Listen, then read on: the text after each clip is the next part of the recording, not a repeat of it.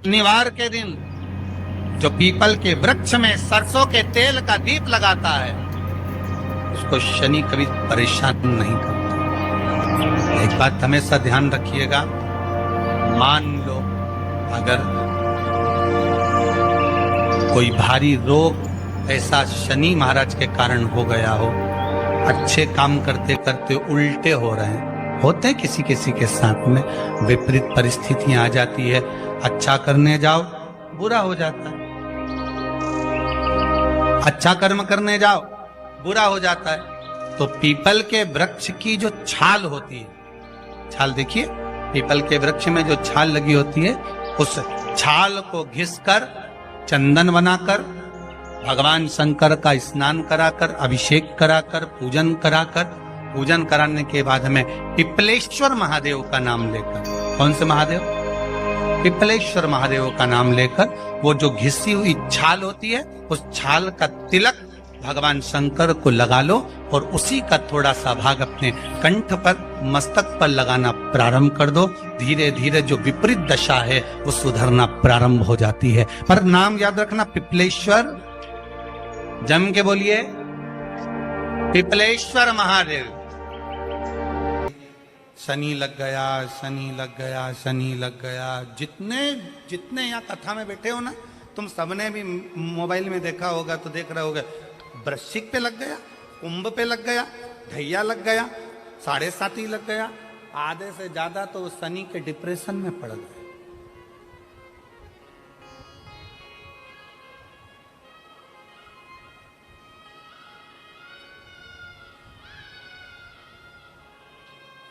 अरे भाई, शिव महापुराण की कथा को उठाकर देखिए, दुनिया के लोगों को शनि लगता है, शनि को शंकर लगता है।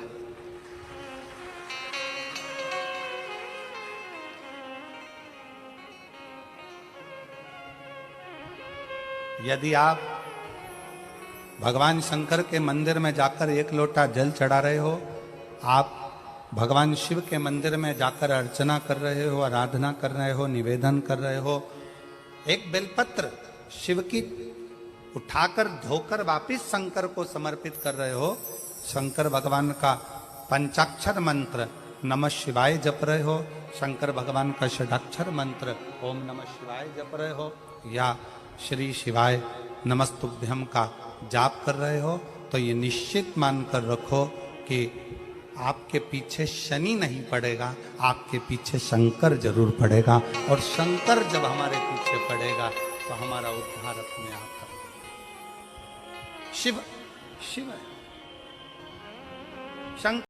आज शनिवार का दिन है, पीपल के पेड़ के नीचे जाना और उस पीपल के वृक्ष के नीचे जाकर चींटियों को दाना देना, चींटियों को भाग देना और साथ में जल का सिंचन कर आना। माता प्रसूति ने जितने बच्चों को जन्म दिया, 60 कन्या माता प्रसूति के गर्भ से जन्मी, माता प्रसूति के गर्भ से पुत्रों का भी जन्म हुआ, पर जितनी कन्या और जितने पुत्र का जन्म होता था माता प्रसूति उनके गर्भ के समय पर पीपल के वृक्ष की परिक्रमा करती, पीपल के वृक्ष में दाना देती, पीपल के वृक्ष में जल का सिंचन करती, पीपल के वृक्ष में पूजन करने के लिए जाती। तो माता अगर मन में भाव होगा भगवान की भक्ति का, भले सामने पीपल का वृक्ष हो पर भाव अगर मन में होगा तो भगवान संतान भी वैसी ही देगा। भगवान शंकर ने नरसिंह जी के क्रोध को शांत करा तो शिव जी का नाम श्रंभेश्वर महादेव पड़ गया। ये श्रंभेश्वर महादेव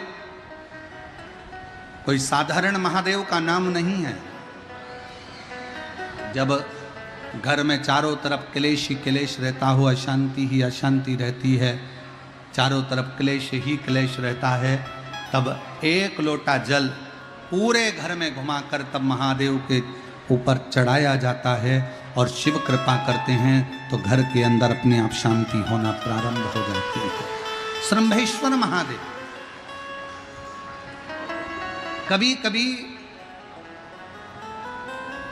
हम नवयुवक बेटा बेटियों से कहेंगे कि युवानी की अवस्था रहती है ना तो थोड़ा सा गुस्सा आ जाता है, थोड़ा चिड़चिड़ापन आ जाता है, बहुएं भी कुछ बोल जाती हैं, बेटे भी कुछ बोल जाते हैं। जवानी अवस्था है, कई बार युवानी अवस्था में थोड़ा मुख पर क्रोध आ जाता है, कई बार सत्ता में बैठ जाते हैं, कुर्सी पर बैठ जाते हैं, सिंहासन पर बैठ जाते हैं, अच्छे अधिकारी के पद पर बैठ जाते हैं तो गुस्सा बढ़ जाता है, क्योंकि कुर्सी का फेंकता जाता, थोड़ा सा अंतर जाता है कि हम सत्ताधारी, हम वैभवधारी। तो उस समय पर कभी कभी नवयुवक बच्चे हों, कभी नवयुवक बेटियां हों, कभी कोई आधिकारिक पद पर बैठ गए तो अंदर से थोड़ा चिड़चिड़ापन, क्रोध आ जाता है। कई बार पत्नी भी कह देती, कैसे हो गए हो तुम, क्यों चिड़चिड़ करते हो, शांति रखा करो, थोड़ा अच्छे रहा करो। उस समय पर कुछ ना करा जाए तब एक बेलपत्र, एक चावल का दाना शिव जी को समर्पित कर कर श्रंभेश्वर महादेव के नाम से भगवान शंकर को जल चढ़ाना प्रारंभ कर दो। धीरे धीरे अपने आप स्वभाव में अंतर आना प्रारंभ हो जाता है, स्वभाव ठीक है। और शिव महापुराण में श्रंभेश्वर बाबा का एक कितना सुंदर वर्णन किया गया कि अगर मान लो कोई व्यक्ति नशे में डूबा रहता है, मदिरा का नशा छोड़ ही नहीं रहा, पूरा प्रयास कर लिया और वो दारू छोड़ने को ही तैयार नहीं, 8 साल 10 साल 15 साल 20 साल 25 साल 30 साल निकल गए और वो मदिरा छोड़ ही नहीं रहा। बहुत तकलीफ में, नया लड़का है, अभी शादी हुई, बहू बेचारी रोती है, घर के बच्चे रोते हैं, पर वो मदिरा का नशा छोड़े ही ना। तो श्रंभेश्वर महादेव का स्मरण करें। बेलपत्री के 5 पत्ते, शमी के 3 पत्ते। बेलपत्री के कितने पत्ते? 5। शमी के कितने पत्ते? 3। बेलपत्र के 5 पत्ते, शमी के 3 पत्र और काली मिर्च 5। एक पत्र, शमी पत्र सब साथ में लेकर काली मिर्च के साथ में बाबा देव अधिदेव महादेव को, भगवान शंकर को समर्पित करो। श्रंभेश्वर महादेव का नाम लीजिए, जम के बोलो, कौन सा महादेव? श्रंभेश्वर महादेव। आपने कथा में सुना होगा कि शरंभ पक्षी का रूप मेरे शंकर भगवान ने लिया था। किसके लिए लिया था? नरसिंह भगवान को जो गुस्सा आ रहा था, नरसिंह भगवान जो तोड़ फोड़ कर रहे थे, सारे देवताओं को डर लग रहा था, तब भगवान शंकर ने शरंभ पक्षी का रूप धारण कर कर नरसिंह भगवान को अपने पंजे में उठाकर अलकनंदा नदी में ले जाकर डाल दिया। शिव जी ने एक नाम लिया, शंकर जी का एक नाम का उच्चारण हुआ। क्या नाम था? जम के बोलो, श्रंभेश्वर महादेव। आवाज नहीं आ रही है, जरा दम के बोलो, कौन से महादेव? बोल श्रंभेश्वर महादेव की। श्रंभेश्वर महादेव। 5 बेलपत्र, 5 कमल काली मिर्च, 3 शमी पत्र शंकर जी को चढ़ाकर बाबा से श्रंभेश्वर महादेव का नाम लेकर विनय कर कर, बाबा आपकी कृपा होगी तो जीव नशे से मुक्त जरूर होगा। शंकर, आपकी कथा कहती है कि आप राम नाम की मस्ती में डूबते हो और नशे को त्यागते हो। बाबा, मेरे भी घर में एक व्यक्ति, उसका नाम ये है, ये गोत्र है, वो नशे में डूबा रहता है। बाबा, इसको नशे से बाहर निकालो। झोली पसार कर प्रणाम करो, अपने हाथ की हथेली को, जैसे ये जल बहने वाला जो स्थान है, यहाँ ये पानी जो यहाँ से बहकर आता है, अपने सीधे हाथ की हथेली को यहाँ लगाओ। सीधे हाथ की हथेली को यहाँ लगाकर, ये जो जलाधारी है, यहाँ अशोक सुंदरी का स्थान होता है, अपनी हथेली को यहाँ लगाओ। कार्तिकेय गणेश जी का जो स्थान जलाधारी पर होता है, वहाँ हथेली को लगाकर बाबा के शिवलिंग का स्पर्श कर कर जो चढ़ाई हुई सामग्री है उसको वापस उठा लो और लेकर आ जाओ। शमी पत्र मदिरा पीने वाले व्यक्ति के कक्ष में रख दो, और एक बेलपत्र और एक काली मिर्च जो मदिरा के नशे में लगा रहता है, सुबह के टाइम पर बेलपत्र, शाम के समय पर काली मिर्च, किसी भी तरह से उसको खाने में देना प्रारंभ करिए। 15 दिन बाबा का चढ़ा हुआ जल श्रंभेश्वर महादेव के नाम से दीजिए। ज्यादा से ज्यादा 20 दिन 22 दिन के अंदर वो धीरे धीरे मदिरा छोड़ना प्रारंभ कर देगा, मदिरा से दूर होता चले। शिव तत्व है, शंकर ओ घड़ी, शिव ओ घड़ी। फिर से एक बार भगवान का नाम लीजिए। कौन से महादेव? श्रम्भेश्वर महादेव। और ये नाम कोई साधारण नाम नहीं है। कितना भी घर में झगड़ा हो रहा हो, भाई भाई का झगड़ा हो, रिश्तेदारों का झगड़ा हो, कोर्ट कचहरी चल रही हो, अगर आप तकलीफ में हैं तो एक लोटा जल श्रम्भेश्वर महादेव के नाम से शिव जी पे चढ़ाओ। धीरे धीरे धीरे धीरे अंतर है। कोई कोमा में पड़ा है, व्हीलचेयर पर पड़ा है, हॉस्पिटल में पड़ा है, डॉक्टर ने कह दिया कि अब भगवान के ऊपर है, हमने सारी दवाइयां दे दी, गोलियां दे दी, सारा इलाज कर लिया, अब ये उठेगा नहीं उठेगा, चलेगा नहीं चलेगा, आगे बढ़ेगा नहीं बढ़ेगा, इसकी जवाबदारी हमारे पास नहीं है। उस समय पर केवल ध्यान देना, अशोक सुंदरी, गणेश जी, कार्तिकेय वाले स्थान पर एक एक चावल का दाना 3 रखो। अगर पी ले तो ठीक है, नहीं पी सकता उसके शरीर पर उस जल को लगाना रोज प्रारंभ करो। धीरे धीरे वो कोमा से भी बाहर निकलेगा, शरीर भी चलेगा और वो आगे बढ़ना प्रारंभ करेगा। श्रम्भेश्वर महादेव के नाम मात्र में इतना बल होता है कि श्रम्भेश्वर महादेव की यहां तक शिवपुराण कहती है कि जब जब श्रम्भेश्वर महादेव की कथा आए और दिल से अगर आपने सुना है तो व्यक्ति रोग से, दुख से निवारण होता ही है। वो श्रम्भेश्वर महादेव, श्रम्भेश्वर। क्यों शिव महापुराण की कथा में लोग इतने तकलीफ है, बीमार हैं तो भी शंकर की कथा में क्यों जाते? इतना धूप है, गर्मी है, फिर भी लोग जाते, बीमार लोग भी पहुंचते, क्यों पहुंचते? उसका कारण है किसी भी तरह से शंकर की कोई कथा हमारे श्रवण शक्ति में जाएगी और वो हमें शक्ति प्रदान करेगी, क्योंकि उसका नाम महामृत्युंजय है। वो मृत्यु को भी जीत सकता है तो आराम जरूर दे सकता है। वो शिव है। जिस व्यक्ति की बीमारी खत्म ही नहीं हो रही, कभी पाँव में दर्द आ गया, कभी कमर में दर्द आ गया, कभी पीठ में दर्द आ गया, कभी सिर में दर्द आ गया, कभी आंखों में तकलीफ हो गई, कभी दमा चलने लगा, सांस चलने लगी, कभी डॉक्टर को दिखाया तो थायराइड हो गया, कभी ब्लड कम हो गया, कोई प्लेटलेट कम हो गई, कोई कुछ हो गया, कोई कुछ हो गया, डॉक्टर को दिखाओ। डॉक्टर जो दवाई दे कुंदकेश्वर महादेव के नाम से उसको खाओ। तुमको ऐसा लगे कि ये शरीर का रोग तो समाप्त हो ही नहीं रहा, एक ना एक रोग चल ही रहा, ये रोग समाप्त होने का नाम ही नहीं ले रहा। पिपलेश्वर महादेव का नाम लेकर और पिपलेश्वर महादेव का नाम लेकर किसी भी शिवालय में, शंकर के मंदिर में जाकर एक बेलपत्र रखकर उस जो प्रसाद तुम बना कर ले गए हो, जो तुम भोग बना कर ले गए हो, उसका स्पर्श कर कर पिपलेश्वर महादेव का नाम लेकर शंकर को उस भोग को रखकर, बेलपत्र रखकर शिवजी को 7 बार एक ही लोटे का जल, केवल एक लोटे का जल 7 बार उत्तर की ओर मुख कर कर दक्षिण में खड़े होकर शंकर के शिवालय पर 7 बार एक ही लोटे का जल 7 बार थोड़ा थोड़ा कर कर उसको गिरा दीजिए, शिव जी के ऊपर चढ़ा दीजिए 7 बार। बाद में जो प्रसाद पर आपने बेलपत्र रखी है उसी बेलपत्री को उठाकर शंकर के शिवलिंग पर चढ़ा दीजिए। बाबा को प्रणाम करिए, बाबा मेरे शरीर का रोग समाप्त नहीं हो रहा। किसी भी दिन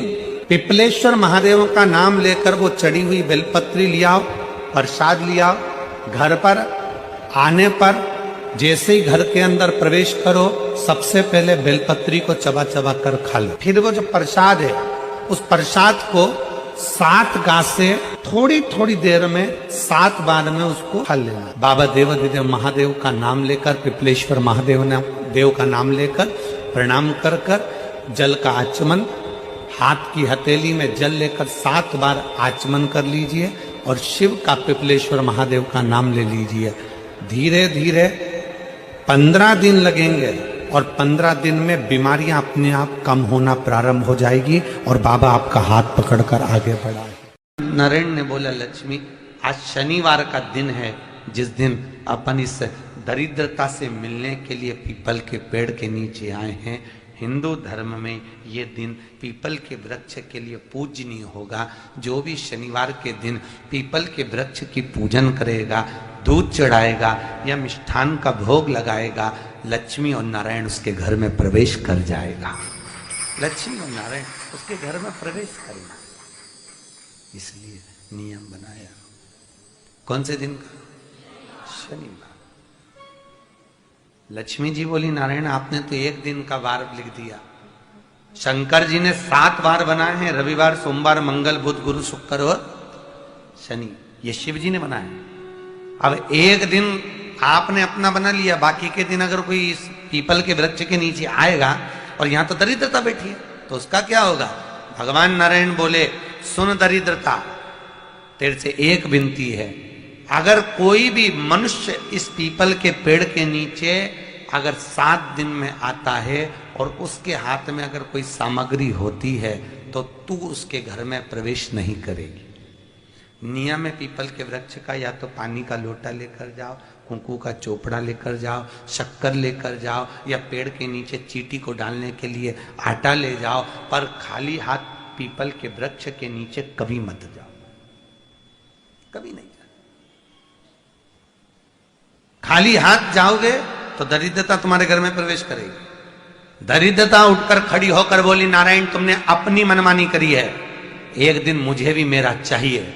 भगवान ने कहा बोल कौन सा दिन चाहिए? दरिद्रता कहती है रविवार के दिन इस पीपल के वृक्ष के नीचे मैं दिन भर नृत्य करूं, इसमें रहूं, और जो यहां आए रविवार को मैं उसके घर में प्रवेश करूं। भगवान ने कहा ठीक है। दरिद्रता रविवार का दिन एक ऐसा दिन रहेगा जिस दिन तू इस पीपल के वृक्ष के नीचे नृत्य करेगी और जो आएगा इस पीपल के वृक्ष के नीचे तो उसके साथ प्रवेश करेगी। मैंने तुझे वर दिया। इसलिए हमारे यहाँ केवल पीपल का वृक्ष अगर दीवार में भी लग जाता है ना, किसी की फैक्ट्री की दीवार में, किसी के घर की दीवार में पीपल का वृक्ष अगर लग जाता है, पीपल का पौधा लग जाता है, उसको कितना भी तोड़ लो वो वापस लग जाएगा, फिर तोड़ोगे फिर लग जाएगा। अगर पीपल के पौधे को तोड़ना है तो केवल रविवार का दिन एक नींबू, एक मिर्ची और बमूल का कांटा, ये 3 चीजें रखने के बाद में आधे घंटे बाद रविवार के दिन पीपल के पेड़ को उखाड़ कर फेंक दो। दूसरी बार कभी पीपल दीवार में लगता ही नहीं, कभी नहीं लग सकता। केवल एक रविवार का, केवल एक संडे, इतवार का। घर में दीवानों पर अगर पीपल लग भी गया है, इसलिए पीपल के वृक्ष को उखाड़ने का, अगर घर में पीपल लगा हुआ है या पीपल का पौधा हमारे घर में लग गया, उसको उतारना, निकालना, लगाना, तो पीपल के वृक्ष को अगर निकाला जाता है तो रविवार के दिन, और अगर पीपल के वृक्ष को कहीं लगाया जाता है तो सोमवार के दिन या मंगलवार के दिन, बुधवार के दिन, इन दिनों में लगा सकते पीपल के वृक्ष कहीं लगाना। शनिवार का दिन एक ऐसा दिन होता है जिस दिन पीपल के वृक्ष को कहीं जाकर लगाया नहीं जाता, क्योंकि शनिवार के दिन पीपल के वृक्ष के नीचे लक्ष्मी रहती है। हम अपने हाथों से अगर पीपल का वृक्ष किसी दूसरी जगह पर शनिवार को रोपित करते हैं तो हमारे घर की लक्ष्मी अपने घर से छिन्न होकर चली जाती है। इसलिए शनिवार के दिन पीपल लगाया नहीं जाता, किसी के घर जाकर उसको वापस पलटा नहीं जाता। लग गया उसको डाल। प्रभु मेरी धर्म पत्नी को कहाँ रखूं आप बताओ? वो तो जहां यज्ञ होता है, अनुष्ठान होता है, दान होता है, पुण्य होता है, सत्कर्म होता है, वहां जाने को तैयार नहीं। अब करूं क्या? भगवान ने बोला एक काम करो। दुर्वासा जी बोले जिसके यहां रात्रि में बर्तन झूठे पड़े रहते हो उसके घर में इस दरिद्रता को लेकर तुम प्रवेश कर जाना। जिसके यहां रात्रि में बर्तन झूठे पड़े हो वहां लेकर प्रवेश कर जाओ। दूसरी जगह दुर्वासा जी बोले जो स्त्री घर में दोपहर के समय पर सो रही हो उसके घर में इसको लेकर प्रवेश कर जाइए। जो स्त्री दोपहर के समय में घर पर सो रही हो इस दरिद्रता को लेकर प्रवेश कर जाइए। तीसरा, जिसके यहां पर दरवाजे पर कांटे वाले पौधे लगे हों उस घर में इस दरिद्रता को लेकर प्रवेश कर जाइए। दरिद्रता कितनी सुंदर बात कही है। दाता और विधाता कौन कौन? दाता और विधाता। लक्ष्मी और दरिद्रता के सगे भाई हैं। कौन कौन? दाता और विधाता। दाता को फिटकरी प्रिय है, विधाता को नमक प्रिय है। ये दोनों हमेशा लक्ष्मी को और दरिद्रता को दोनों को समझाते थे, दोनों में प्रेम बढ़ाते थे। आज भी हिंदू धर्म की रीति है। यहां तो ठीक है, जिसके यहां पर भी अगर थोड़ी सी भी परेशानी होती है, थोड़ा सा क्लेश होता है, अशांति होती है, लक्ष्मी नहीं टिक रही हो, काम नहीं बन रहे हो, बहुत प्रयास करा जा रहा हो और हमारा कार्य नहीं होता, तो क्या करते हैं, फिटकरी और नमक को पानी में डाल देते हैं और घर में पोछा लगा देते हैं। आप लोगों ने आजकल फेसबुक पे भी पढ़ा होगा, व्हाट्सएप पे भी पढ़ा होगा। तो क्यों लिखा उसमें? उसका कारण ही केवल ये है कि दाता और विधाता की प्रियता उसमें। माता ख्याति के जो 4 बच्चे हुए, इसमें जो 2 लड़के हैं, दाता और विधाता, उसकी प्रियता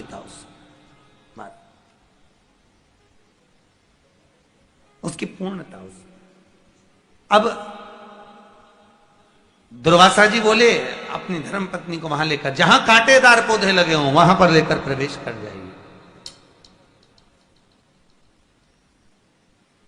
कांटेदार पौधों में उस दरिद्रता का निवास हो गया। कितना विचित्र कथा यहां वर्णन करी है। श्रीमद् भागवत के अंतर्गत जो वर्णन किया कि मृत्यु निश्चित है। काशी में जो शिव जी की स्थापना कौन ने करी? काशी में जो शंकर भगवान बैठे उनकी स्थापना करी थी शनि महाराज। किसने करी थी?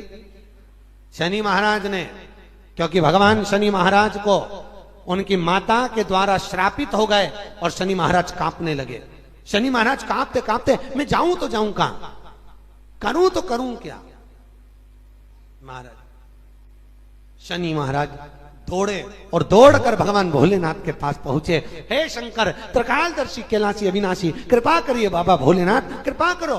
क्योंकि दुनिया में 33 करोड़ देवी देवता हैं जिनको शनि लग सकता है, केवल एक किसको छोड़कर?